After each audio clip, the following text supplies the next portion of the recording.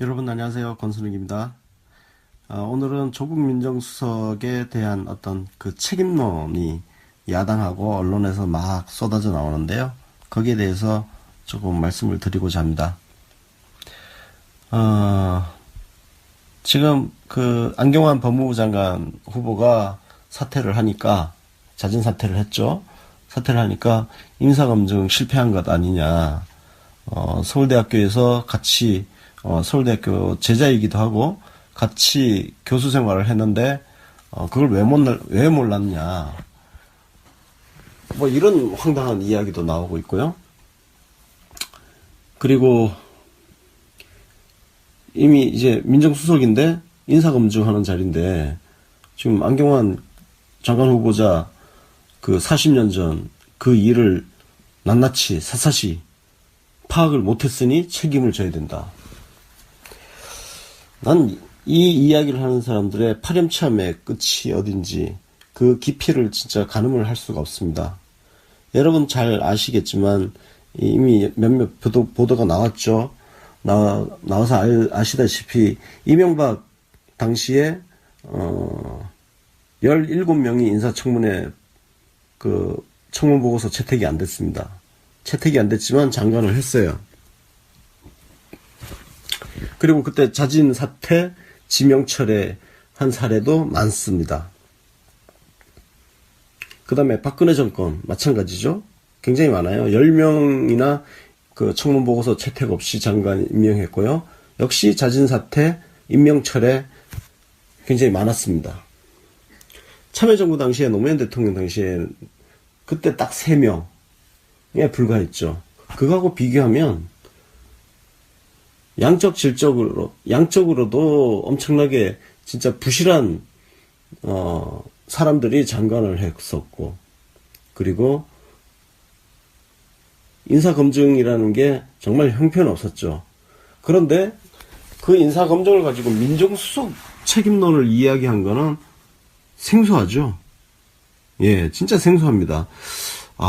그래서 저는 이걸 보면서 지금 문재인 대통령이 얼마나 잘하면, 얼마나 잘하고 있는지 도대체 물어뜯을 게 없어가지고, 아이고, 오랜만에 무슨 그 뼈다귀 하나 받아문, 동네 개새끼들처럼 그 뼈 하나 지금 물고 빨고 지금 지랄 발광하고 있는 것 같아요. 민정수석 책임론, 이 낯선 단어를 굉장히 꺼낸 것 자체도 굉장히 창조적이다. 야, 야당질 하기 진짜 힘들구나, 니들. 응?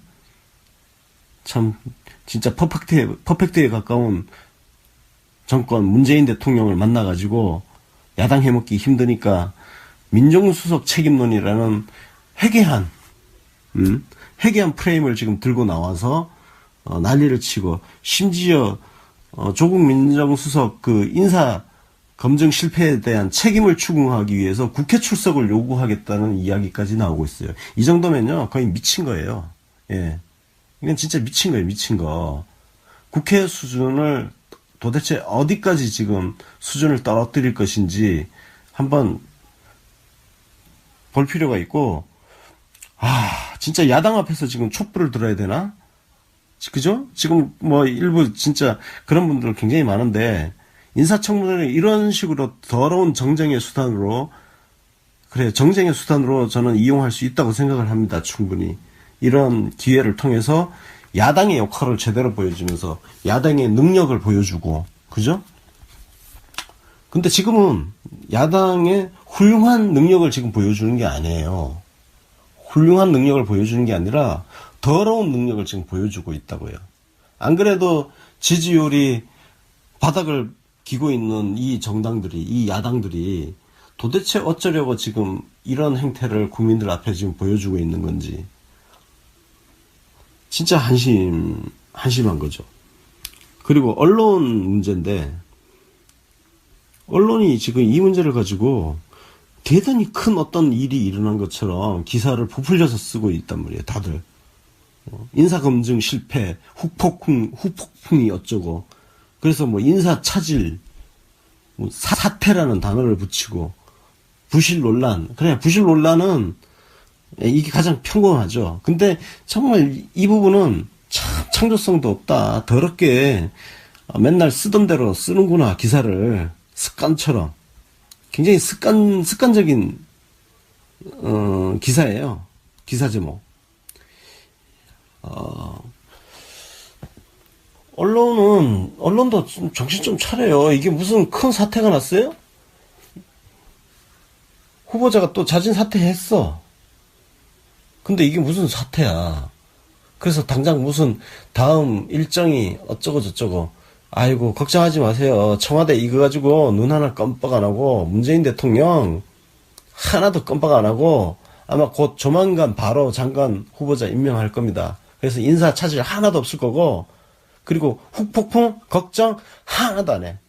걱정할 게 뭐가 있는데. 그냥 장관 임명해가지고 검찰개혁 확실하게 해버리면 되지. 그리고 장관 후보자는 이미 검토단계에서 여러 명을 검토를 했기 때문에 이미 후임자는 결정되어 있을 거라고 봅니다. 예, 후임자는 이미 어느 정도 지금 결정되어 있을 거라 보고 있고요. 그 다음에 뭐 이제 강경화 외교부 장관, 그래서 안경환 장관 후보자 사태 때문에 강경화 외교부 장관 임명이 뭐 차질을 빚는 거 아니냐. 아이고, 걱정해줘서 감사합니다. 감사한데요. 장관 임명에 하등 영향 미칠 거 없어가지고 아마 곧 임명이 될 겁니다. 그러니까 그래요. 걱정해줘서 고맙습니다. 예, 고맙고요. 그런데 굉장히 또 내부의 적이 나타났습니다. 중앙일보 기사, 여러분들 뭐 SNS에 이미 많이 돌고 있던데요. 조국 민정수석을 뒤에서 비판하는 더불어민주당 소속 정치인 익명에 숨어가지고, 예, 바깥에서는 뭐 이런저런 좋은 이야기를 많이 하더니 청와대 안에 들어가서는 대통령 듣기 좋은 말만 한다. 쉽게 해서 아부한다, 이 얘기예요. 이게 이 쥐새끼가 누군지 진짜 궁금해졌어요. 가능성은 지금 두 가지거든요. 실제로 내부 총질러가 있어가지고 지금 이 기회에 언론이 듣고 싶은 말을 아주 딱 떡밥을 제대로 던져준 내부 총질러일 가능성이 있고, 또 하나의 가능성은 뭐냐면요. 아무도 이런 이야기를 하지 않았는데 그냥 기자가 자기 생각을 더불어민주당 소속 정치인으로 둔갑시켜서 내보냈을 가능성. 아니, 기자들이 실제로 이런 걸 많이 해요. 예. 아니, 이런 민감한 멘트 같은 거 따는 게 보통 일이 아니거든요. 왜냐면은, 이런 말을 해주는 사람도, 예를 들어서 이게 취재원 보호가 제대로 안 되고, 뭐, 소문이 좀 나가지고, 그 발언한 사람이 누구더라, 이런 식의 조금 말이 돌고 하면은, 그 감당을 어떻게 할 거예요. 그죠? 그래서 정치인들이 이런 민감한 말을 그렇게 한다는 거는 쉬운 일이 아니에요. 그래서 취재가 잘 안 되면은 기자들이 그냥 지 생각을 그냥 막 써가지고는 마치 정치인이 그렇게 이야기한 것처럼 그렇게 하는 경우도 있습니다. 창피한 얘기지만 제가 옛날 법조 출입 기자 할 때 도저히 멘트를 못 얻어가지고 그런 경우인데, 좀 부끄럽습니다. 예. 하여튼, 내부 총질러들은 우리가 끊임없이, 여러분들 뭐 아시겠지만, 이 정치 신세계의, 핵심 역할 중에 하나가 뭐냐면, 내부 총질러들 진압하는 역할을, 우리 스스로는 우리의 역할이라고 그렇게 생각을 하고 있습니다. 내부 총질러 단속해가지고, 더불어민주당이, 쉽게 흔들리지 않도록 바깥에서 지원해주는 역할. 예, 왜냐면은 정치인들끼리는 또 누가 내부 총질을 했을 때 사실 막 듣기 싫은 이야기를 대놓고 하기가 쉽지가 않아요. 그러니까 그거를 진압할 수 있는 거는 저희들 같은 일반 시민들이 바깥에서 세게 비판을 해주고 하면서 그 내부 총질러들이 좀 그 기세등등 하지 않도록, 예, 좀 작사를 낼 필요가 있다는 거죠. 그래서 아니면 그냥 정당에 굉장히 충성심 갖고 정당 질서에서 그 해당 행위성 발언을 함부로 하지 않고, 그리고 같은 동지들 뒤통수를 후려갈기는 그런 발언, 비겁한 발언 같은 거 안 하면 되는 거예요. 비판을 그러니까 건전한 비판은 장려할 수 있어요. 건전한 비판과 비열한 뒤통수 때리기는 엄연히 다릅니다. 그러니까 건전한 비판이 되기 위해서는요, 이런 발언을 국회 정론관 가서 서서 하세요. 서서 공개적으로 자기 이름 까고 얼굴 까고, 그러면 좀 정제된 표현도 나올 것이고 뭔가 진짜 건설적인 비판도 할 수 있을 거 아니에요. 이렇게 꼭 익명에 숨어서 하면요, 논리도 참 더럽고 그 발언 자체도 아주 한심한 경우가 대부분이에요. 비열한 경우가 대부분이고. 그래서 건전한 비판이라는 거는 내 이름과 얼굴을 다 까놓고 해야 된다. 그 자신이 없으면 함부로 뒤에서 입 놀리지 마세요. 이거 누군지 하여튼 진짜 다 찾아내고 싶어. 응? 찾아내서 좀 군기를 잡아야 돼요. 진짜 단기를 잡아야 돼. 단기. 더불어민주당 단기를 잡아서. 자, 그래서 조국 교수 책임론, 이거는 진짜 자유한국당은 진짜 적폐청산의 대상이잖아요. 정말 형편없는 장관들을 엄청나게 배출한 그 정당이, 그리고 우병우라는 정말 희대 정말 역사적인 민정수석을 배출한 정당이 자유한국당 아니에요. 지금 어디서 지금 아직도 반성하고 있어도 모자랄 판에 고개 빳빳이 쳐들고 파렴치한 말을, 자유한국당이 할 수 없는 말이에요. 자유한국당이 민정수석 책임론을 이야기한다고? 이건 천하의 개쌍놈들이야 아주. 응? 어떻게 이렇게 낯짝이 두꺼울 수가 있어요. 하늘 부끄러운 줄 몰라 진짜. 양심의 철판을 깔아가지고 온몸에 똥칠을 한 놈들이 어디에 대고 도덕성을 이야기하고 책임론을 이야기하고. 여튼 2020년 총선은요, 2020년 총선의 최고의 과제는 자유한국당 멸망입니다. 자유한국당이 대한민국 정치사에서 사라지게 하는 거. 이게 갑자기 이제 옛날에 그 유시민 장관 초선 때 그 발언이 생각나네요. 한나라당 박멸의 역사적 사명을 띠고, 예, 있다고 유시민 당시 국회의원이 그렇게 얘기를 했죠. 자신의 역할을. 정치 신세의 역할은 자유한국당의 박멸로 하겠습니다. 아까 전에 이제 더불어민주당 내부 총질러 단속, 여기에 더해서 자유한국당 박멸. 자유한국당은 진짜 한국 정치사에서 박멸을 시켜야 할 존재입니다. 적폐청산 대상들이 어디서 시건방지게, 이게 벌써 국민들이 다 까먹은 줄 알고 당당하게 나와가지고 얼굴 들이밀고, 안경원 장관 후보자 발톱 때만도 못한 것들이 참 진짜. 자, 그리고 이번 사태에서 여러분들 뭐 이미 이제 어제 저희 외전화했어도 이미 이야기를 한번 했지만, 굉장한 불법 중요한 게 나왔죠. 최동욱 검찰총장 혼외자와 관련된 개인 신상 정보가 강남구청을 통해서 유출됐던 그 사례와 비슷하게 지금 안경환 장관 후보자의 40년 전 판결문이, 예, 유출이 됐죠. 그래서 지금 주광덕 자유한국당 주광덕이가 합법이라고 어쩌고 하는데 그 주광덕이가 합법이라고 하면 합법이에요? 그런 게 어딨어. 자, 저도 법원 출입 기자를 했지만 이런 가사 판결이라 그러거든요.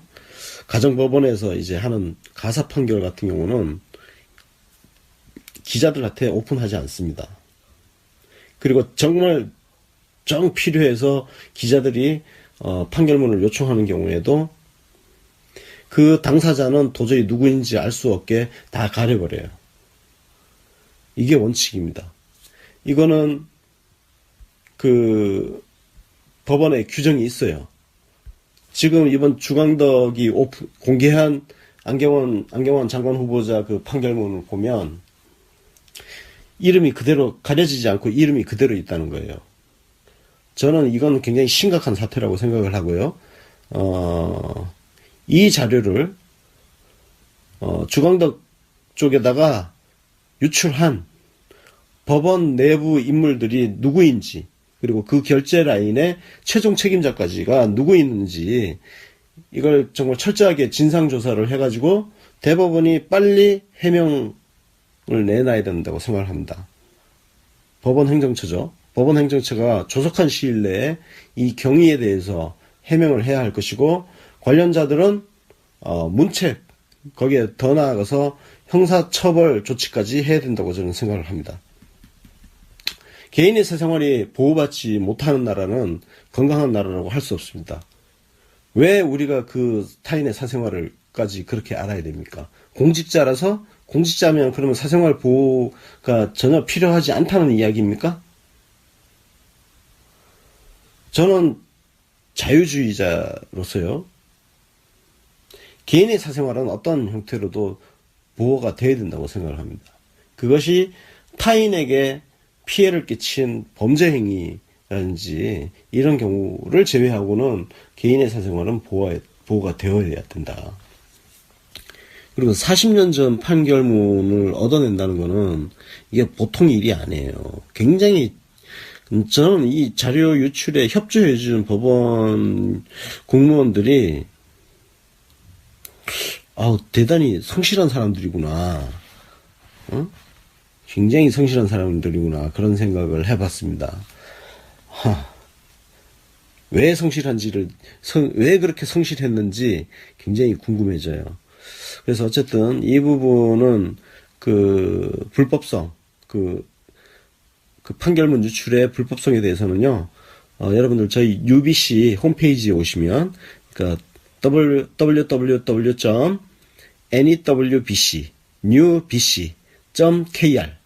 co.kr 아니고 그냥 .kr입니다. newbc.kr로 오시면 최재원 변호사가 쓴 칼럼이 있습니다. 이미 한 8만 명이 보셨는데요.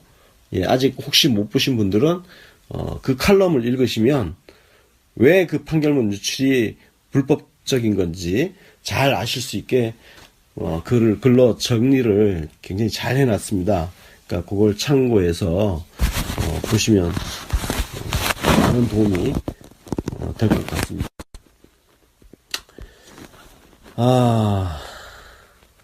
자, 이번 이 특종을 TV조선이 지금 했는데, 최동욱 검찰총장 그 보도도, 그죠? 그때 그거 조선일보가 했죠, 조선일보가. 조선일보가 하여튼, 네. 하여튼, 언론 영향력이 세가지고, 그런지 모르겠지만, 예. 빨대가 참, 주광덕이가 빨대지만. 자, 어쨌든, 저는 지금 이번 사태를 보면서, 혹시라도 그 40년 전에 안경환 그 27살의 치기 어린, 좀 잘못된, 왜곡된 그 사랑, 왜곡된 사랑을 했던 안경원이라는 청년, 젊은 사람에게 피해를 당한 그분이 혹시라도 언론에 노출될까봐 굉장히 걱정이 되고 있습니다. 왜냐하면 지금 언론들이 왜 지금 조국 민정수석 책임론 이야기하는 게 왜 그런 시시콜콜한 사생활까지 다 못 파헤쳤냐 이 얘기거든요. 그걸 다 파헤치려면 결국은 그 40년 전에 안경환 후보자한테 피해를 입었던 그분을 찾아내서 취재를 해야 된다는 얘기예요. 지금 야당과 언론이 하는 소리가 바로 그런 굉장히 야만적이고 폭력적인 그 이야기를 하고 있다고요. 지금 2차 피해자를 지금 만들자는 거예요. 그걸 안 했다고 부실검증 책임을 물어야 된다. 이 논리거든요. 여러분들 납득이 가십니까? 이게? 납득이 안 되는 거죠. 예, 납득이 안 됩니다. 그래서 그 부실검증 사생활, 특히 사생활 우리가 양보할 수 없는 가치다.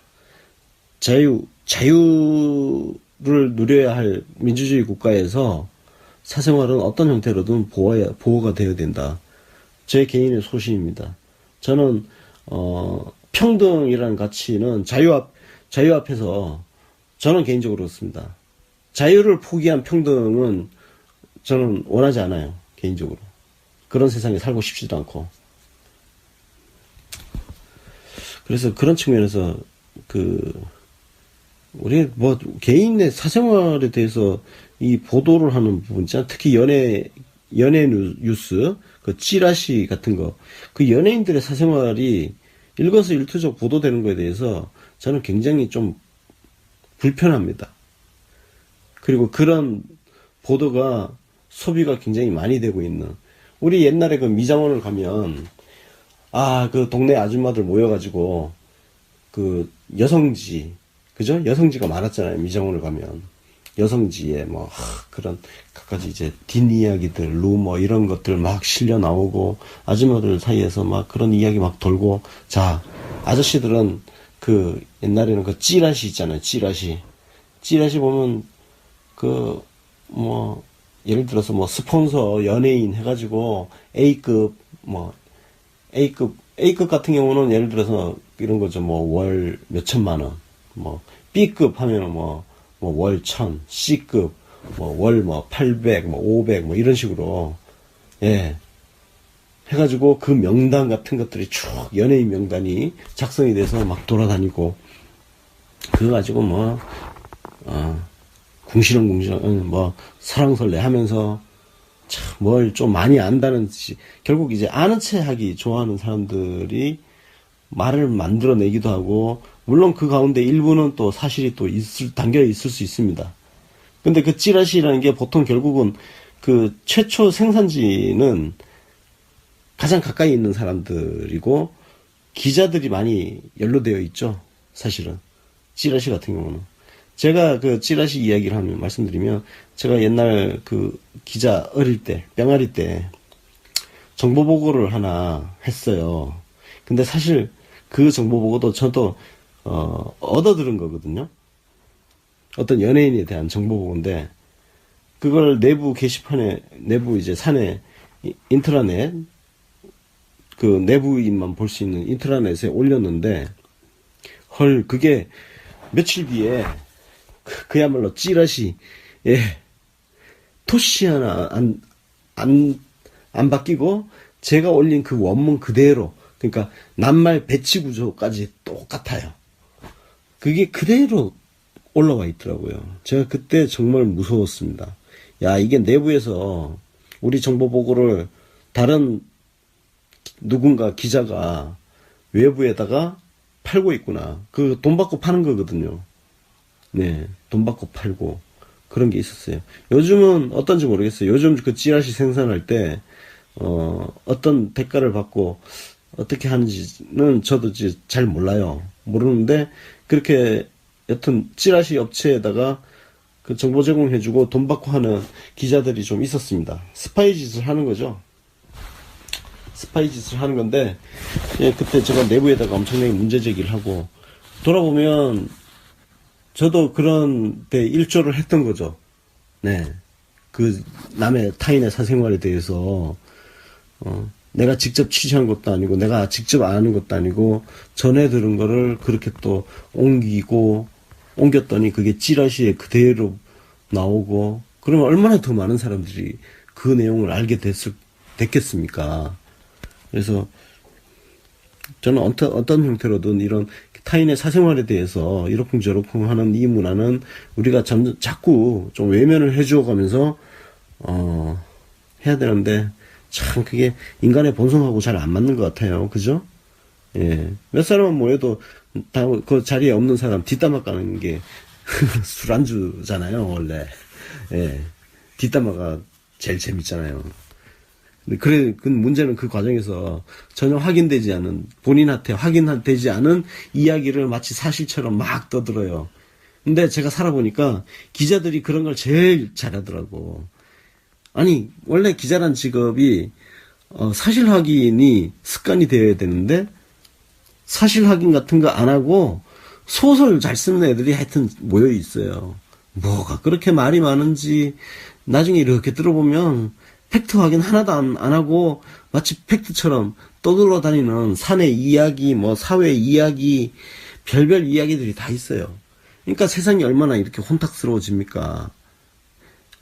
제가 격까지 좀 빠졌는데요. 예, 사생활 이야기 하다 보니까 이제 격까지 좀 빠졌는데, 그 정도로 저는 이번 안경환 장관 후보자의 그 판결문 유출 사건을 심각하게 생각을 합니다. 예, 심각하게 생각하고, 더불어민주당이 빨리 그 법률지원단 꾸려서, 법원 내부의 조력자들을 엄단하는 쪽으로 빨리 갔으면 좋겠습니다. 자, 그 다음, 안경환 장관 후보자가 이제 자진 사퇴를 하니까, 자, 그럼 검찰 개혁이 어떻게 될 거냐? 걱정할 거 하나도 없어요. 예. 저, 박범계 의원도 있잖아요. 박범계 의원, 훌륭하신 분입니다. 예. 제 그 일화를 잠깐 말씀드리면, 제가 98년도, 제가 박범계 의원을 판사 시절이죠. 배석 판사 시절인데, 그때 처음 만난 게 아마 98년인가? 99년인가? 그때쯤이었는데요. 이분이 배석 판사 할 때인데, 이분이 기자들한테, 일종의 약간 싸가지 없는 판사. 그냥 싸가지 없다고 뭐 아주 싸가지 없고 이게 아니고, 정확하게는 불친절한 판사. 그러니까 기자들한테요, 친절하지가 않아. 근데 저는 그게 정말 마음에 들더라고요. 그러니까 기자들한테 굽신거리고, 막 쓸데없이 불필요하게 과도하게 겸손하고 이런 사람들은 저는 좋게 안 보여요. 그건 정치인도 마찬가지입니다. 정치인도 나는 이제 처음 봤는데 엄청 친한 척 하면서 막 악수를 막 손을 흔들어대면서 악수하는 그런 정치인이 있습니다. 정모식이 뭐 진짜 싫더라고요. 아니 이제 처음 봤는데 엄청 친한 척하고 날 언제 봤다고.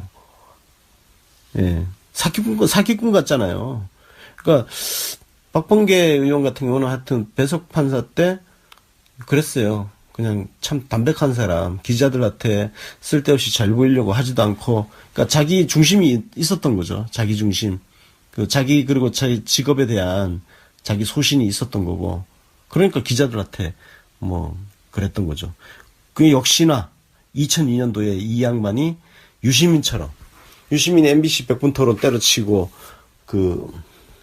국민 개혁당 만들고 뭐 노무현 구하기 뛰어들었던 것처럼 이 양반도 그때 판사를 때려치고 노무현 구하기에 뛰어들었던 박범계 의원이 그런 사람입니다. 그래서 이 양반이 뭐 법무부 비서관도 했고 판사 출신이고, 그러니까 그리고 연수원 기수도 뭐 꽤 되고 국회의원 선수도 이제 뭐 3선 쌓였고 법무부 장관은 가면은 잘할 것 같아요. 검찰이 함부로 하기도 힘들 거고. 그리고 또 한 분은 저는 개인적으로 인하대 법학전문대학원의 그 김인혜 교수, 이분도 사법시험 출신자인데 그 변호사를 하다가 인하대 법대 교수를 굉장히 꽤 오래 하고 있죠. 근데 이분이 그 2011년도에 문재인 대통령하고 검찰개혁 방안을 담은 책을 공동 집필하신 분이에요. 그러니까 문재인 대통령이 하고자 하는 검찰개혁이나 방향, 철학을 가장 잘 알고 잘 이해하고 계시는 분. 그러니까 이런 분이 장관이 되면 검찰개혁을 굉장히 대통령이 일단 편하게 할 수 있을 것 같아요. 왜냐면은 장관이 너무 이해를 잘 하고 있으면 뭐 이렇게 저렇게 설명을 안 해도 되잖아요. 예, 대통령 입장에서는 얼마나 편하겠어요. 그래서 김인혜 교수도 제가 보기엔 괜찮고, 그 일부에서 뭐 이정희 그 통합진보당 전 대표 이야기 나오길래 제가 이거 그냥 말씀드린데, 아니 그런 농담이라도 그런 말 하지 마세요. 이정희가 웬 말이야 진짜. 어? 이정희는요 통합진보당 그 해산 심판 당시에요.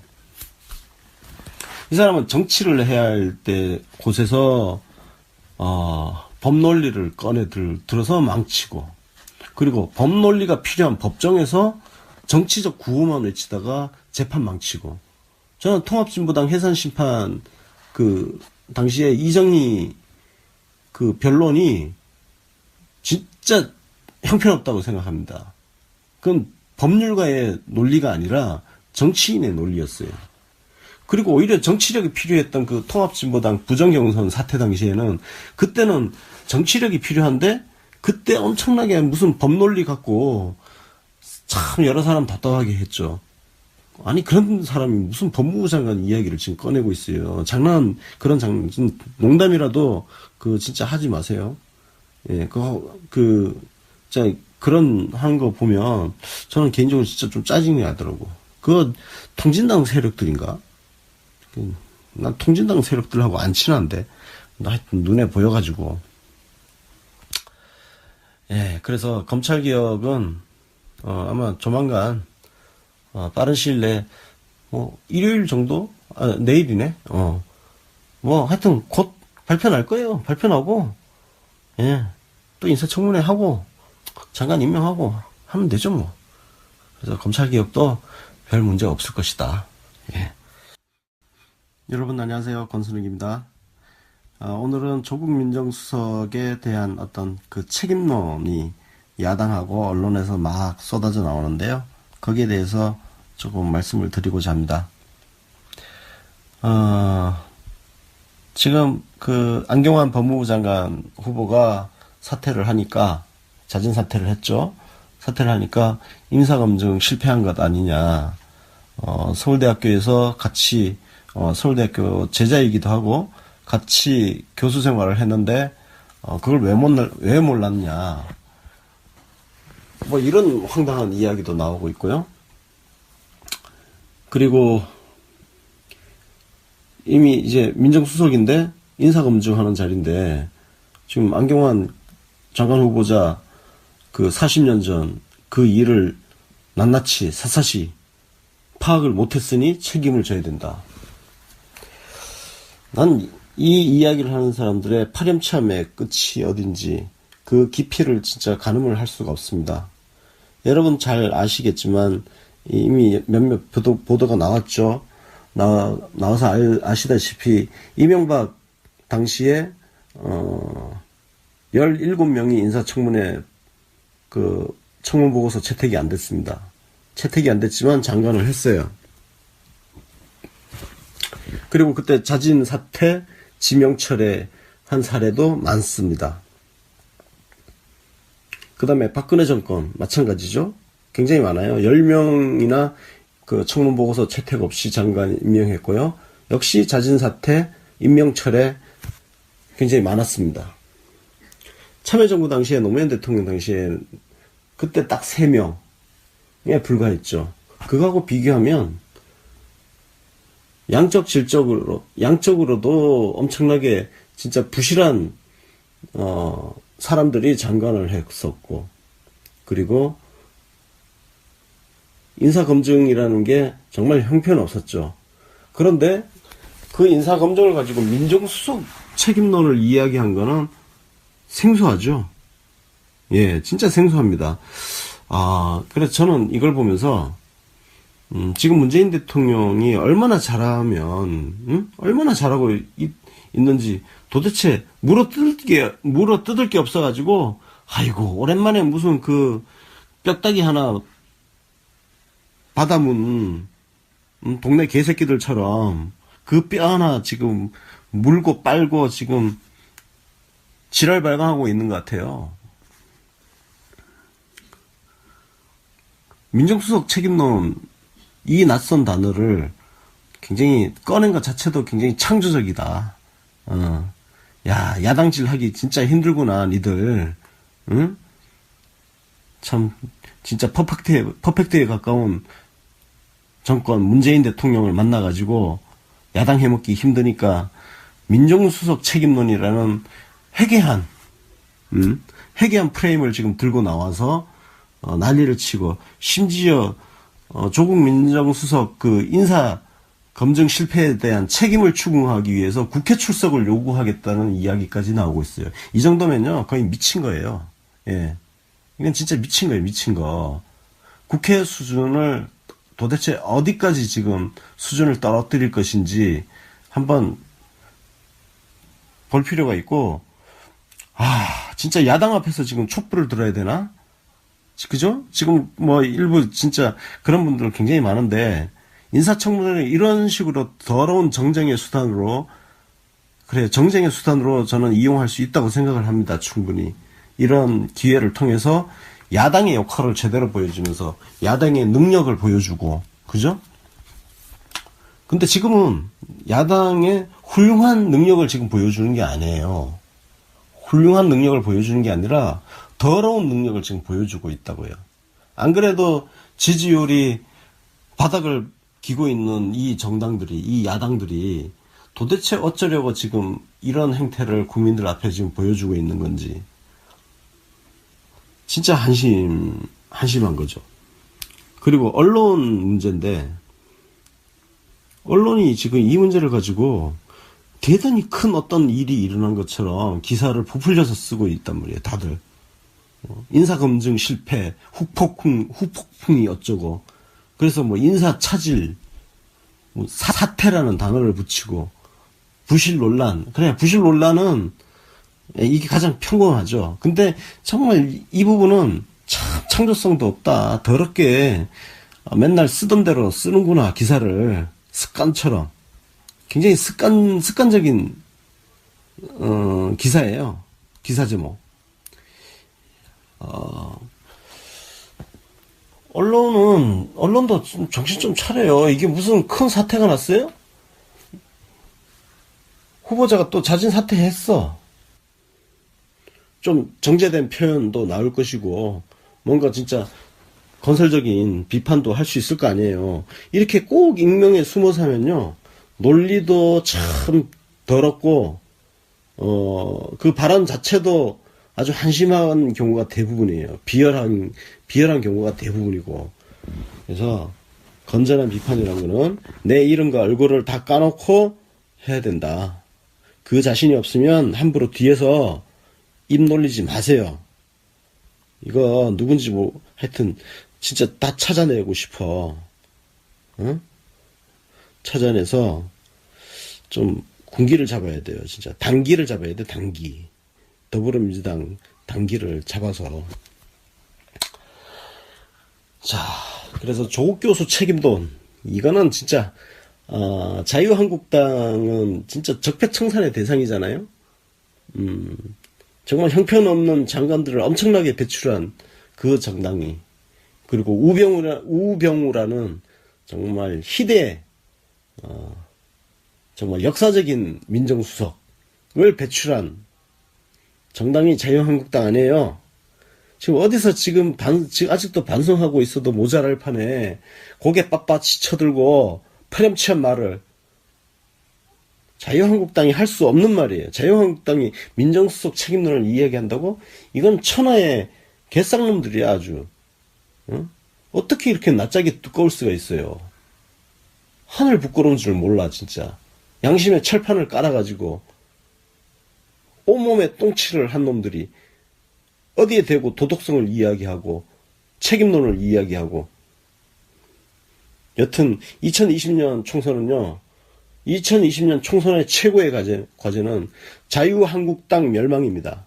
자유한국당이 대한민국 정치사에서 사라지게 하는 거. 이게 갑자기 이제 옛날에 그 유시민 장관 초선 때 그 발언이 생각나네요. 한나라당 박멸의 역사적 사명을 띠고, 있다고 유시민 당시 국회의원이 그렇게 얘기를 했죠. 자신의 역할을. 정치 신세계의 역할은 자유한국당의 박멸로 하겠습니다. 아까 전에 이제 더불어민주당 내부 총질러 단속, 여기에 더해서 자유한국당 박멸. 자유한국당은 진짜 한국 정치사에서 박멸을 시켜야 할 존재입니다. 적폐청산 대상들이, 근데 이게 무슨 사태야.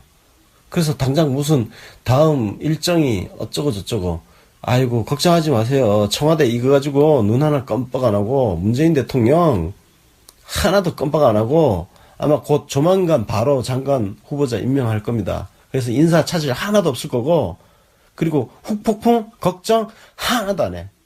걱정할 게 뭐가 있는데. 그냥 장관 임명해가지고 검찰개혁 확실하게 해버리면 되지. 그리고 장관 후보자는 이미 검토단계에서 여러 명을 검토를 했기 때문에 이미 후임자는 결정되어 있을 거라고 봅니다. 후임자는 이미 어느 정도 지금 결정되어 있을 거라 보고 있고요. 그 다음에 뭐 이제 강경화 외교부 장관, 그래서 안경환 장관 후보자 사태 때문에 강경화 외교부 장관 그 임명이 뭐 차질을 빚는 거 아니냐. 아이고 걱정해줘서 감사합니다. 감사한데요. 그 장관 임명에 하등 영향 미칠 거 없어가지고 아마 곧 임명이 될 겁니다. 그러니까 그래요. 걱정해줘서 고맙습니다. 고맙고요. 그런데 굉장히 또 그 내부의 적이 나타났습니다. 중앙일보 기사, 여러분들 뭐 SNS에 이미 많이 돌고 있던데요. 그 조국 민정수석을 뒤에서 비판하는 그 더불어민주당 소속 정치인 익명에 숨어가지고 바깥에서는 뭐 이런저런 좋은 이야기를 많이 하더니 청와대 안에 들어가서는 대통령 듣기 좋은 말만 한다. 쉽게 해서 아부한다 이 얘기예요. 이게 이 쥐새끼가 누구인지 진짜 궁금해졌어요. 가능성은 지금 두 가지거든요. 실제로 그 내부 총질러가 있어가지고 지금 이 기회에